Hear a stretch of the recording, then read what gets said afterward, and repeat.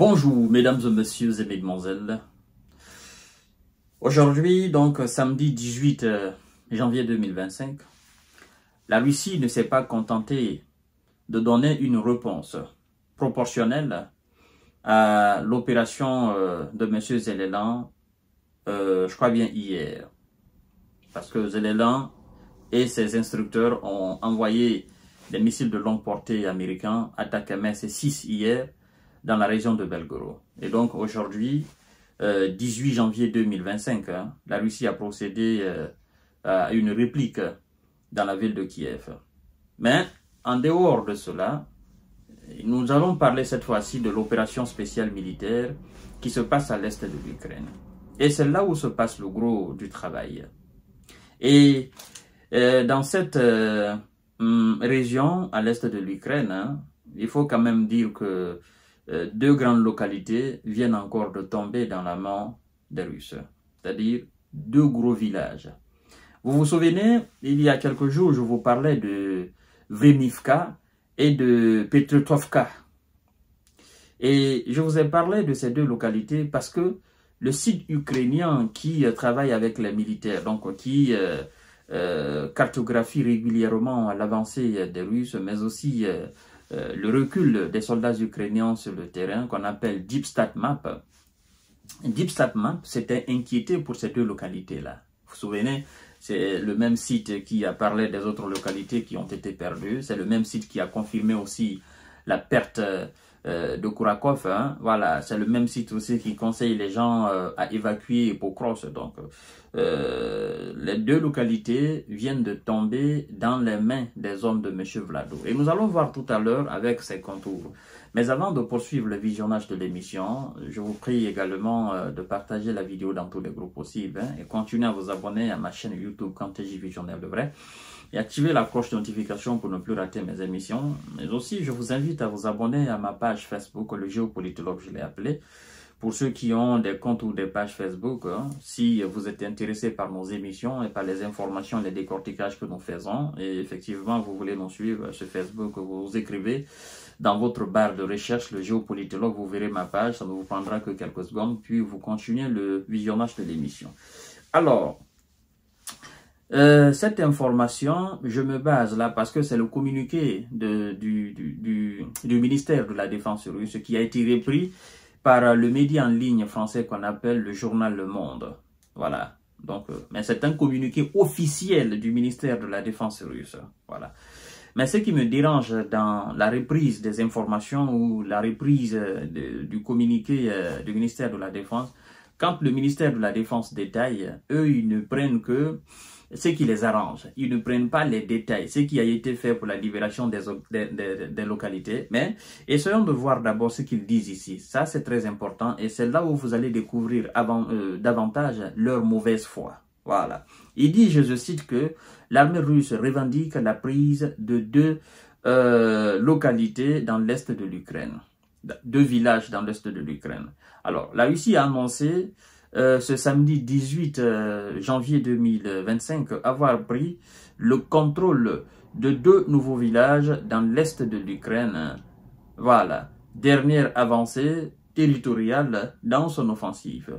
Le ministère de la Défense russe a déclaré dans son communiqué, vous voyez, ils disent, le ministère de la Défense russe a déclaré dans son communiqué publié sur Telegram que ses forces avaient libéré les villages de Vremivka et Petropavlivka, tous deux, voilà, situés dans la région de Donetsk.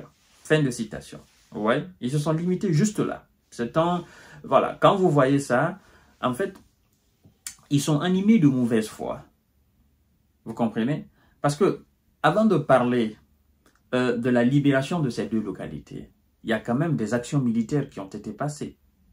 Et ces actions, la Russie, le communiqué du ministère de la Défense détaille tout. Le nombre de chars qu'ils ont perdus, le nombre de S qu'ils ont perdus, le nombre de blindés qu'ils ont perdus, le nombre de véhicules de transport de troupes qu'ils ont perdus, le nombre de S qu'ils ont perdus. Voilà, tout ce qui a été fait. Vous comprenez? Tout ce qui a été fait, le ministère de la Défense russe détaille tout.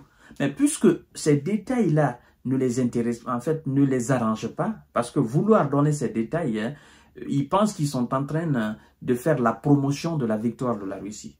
Mais si vous voulez prendre le communiqué selon lequel le ministère de la Défense dit « nous avons pris 2 localités », ayez aussi le courage de donner tous les détails que ce même ministère donne.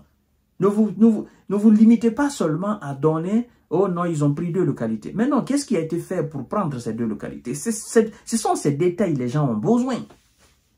Ce sont ces détails, souvent les gens qui vous disent ou les gens qui vous suivent, ils ont besoin. Qu'est-ce qui a été fait? C'est ça la réalité. Nous sommes dans un conflit armé.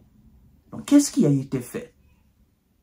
Est-ce que certains combats, ils sont restés, ils ont tous perdu, ou est-ce que ils ont reculé? Est-ce qu'ils ont fui? Comme ils ont l'habitude de dire, oh non, nos hommes se sont repliés pour aller prendre des mesures au niveau d'autres lignes de défense. Ben, effectivement, les troupes qui fuient en terrain, c'est parce que il y a une pression insupportable. Parce que ceux qui sont en face, ils sont plus forts.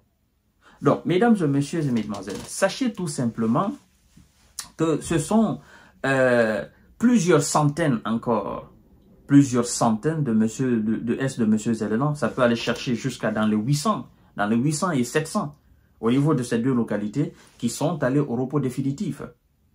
En fait, la libération, avoir le contrôle total sur la localité, c'est la finalité de tout ce qui a été mené au cours de la semaine et au cours de peut-être 2 jours, 3 jours. Donc, pour prendre une position, pour avoir le contrôle total d'une position, il faut anéantir ceux qui étaient censés défendre ou ceux qui défendaient la position, parce que quand tu les anéantis, au fur et à mesure que tu les anéantis, il y a des renforts qui viennent. Et ces renforts qui viennent, ça peut être 2, 3 renforts.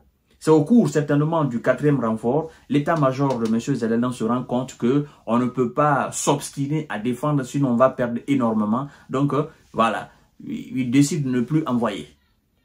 Vous comprenez? Donc si le 3e renfort est envoyé au repos définitif par les hommes de M. Vlado, ben, l'état-major décide sincèrement, bon, il faut aller dans d'autres positions, laissons cela parce que là c'est perdu, on ne peut pas. Tout ce qui était tranché, tout ce qui était ligne défensive, on ne peut pas. Les gars ne sont plus là, c'est terminé.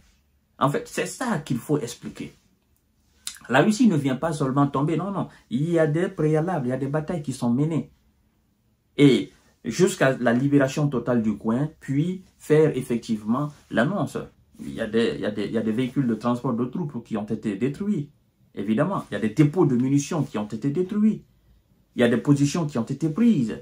Et dans leur fuite, hein, ils ont laissé même du matériel occidental derrière eux. Mais ces matériels-là, la Russie s'en fout. Ce sont des trophées. La Russie utilise plutôt ses propres matériels. Et c'est ça. Parce qu'ils peuvent faire exprès, laisser des matériels derrière eux, des matériels qui sont effectivement piégés. Donc, quand vous venez, vous vous emparez, paf, ça explose et puis ça envoie plusieurs militaires russes au repos définitif. Donc, laisser les matériels militaires occidentaux effectivement derrière eux. Quand les Russes viennent, ils les voient. Ils font d'abord effectivement, ils vérifient si rien n'a été piégé avant de prendre et d'aller conserver dans le musée de Vladimir Poutine. Évidemment, c'est ça. Parce que ça constitue des trophées de guerre. Donc, voilà, mesdames et messieurs. Aujourd'hui, samedi, ces 2 localités sont définitivement tombées dans les mains des Russes et puis ils continuent leur avancée. Après, bon, ils nous diront, oh non, les Russes ne font pas d'avancée majeure. Mais qu'est-ce que vous voulez? Il n'y a pas d'avancée majeure, il n'y a pas d'avancée mineure. Hein? Quand on prend votre village, on détruit votre ligne défensive. Ben, écoutez, c'est une avancée majeure pour l'adversaire qui le réussit à faire parce que vous étiez là pour défendre. Vous avez fui. Pourquoi vous étiez là si ce n'est pas une avancée majeure, si ce n'est pas une position importante? Pourquoi vous vous obstiniez à la défendre? C'est parce que vous ne pouvez plus. Parce que l'ennemi, l'adversaire qui est en face de vous, il est plus fort que vous. Et vous n'avez autre choix que de fuir. C'est ça la réalité. Dans un pays, toutes les parties d'un pays sont importantes. Chaque centimètre carré d'un pays est important. Lorsque vous voyez les défenseurs d'un pays fuir une position, c'est parce que l'adversaire qui est en face, il est plus fort que vous. Sinon, personne ne peut accepter de perdre un centimètre carré de son pays. C'est ça la réalité. Voilà, mesdames et messieurs. Je vous reviens tout à l'heure pour notre série d'informations décortiquage. Ces deux grandes localités sont tombées dans les mains des Russes et ils avancent. C'est ça, la vérité.